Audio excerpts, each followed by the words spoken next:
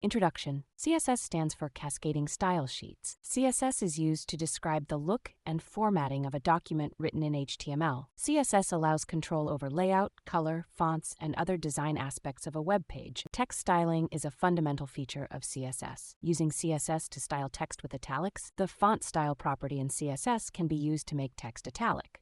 Example, p-talic. Italics can also be applied to specific elements using classes.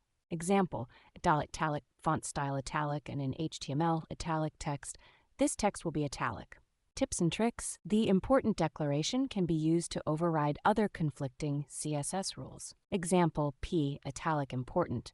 Inline CSS can be used to apply a style to a single element. Example, style, font style italic. This text will be italic. Use inline CSS sparingly as it can make your code messy and hard to maintain. Common pitfalls and how to avoid them. Conflicting CSS rules can be resolved by understanding CSS specificity and the cascade. Not all browsers interpret CSS in the same way, causing browser compatibility issues. Always test your web page in multiple browsers to ensure a consistent look. Conclusion. CSS provides a powerful and flexible way to style text, including making it italic.